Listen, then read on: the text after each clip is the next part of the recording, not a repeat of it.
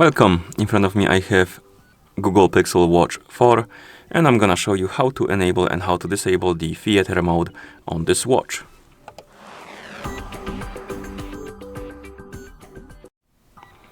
So the theater mode is quite useful if you don't want to be disturbed during, I don't know, maybe cinema, or maybe you are in theater and basically you want to have your watch on, but you don't want to be disturbed during the play.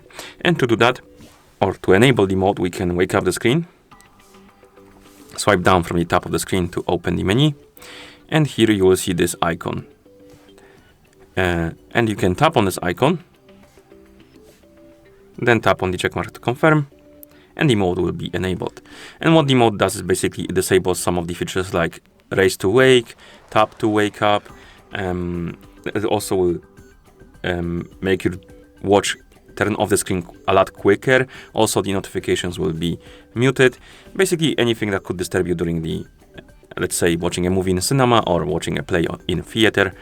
And that's about it when it comes to this mode. And to disable it, you can wake up the screen, open the quick panel, and then tap on the icon to disable it.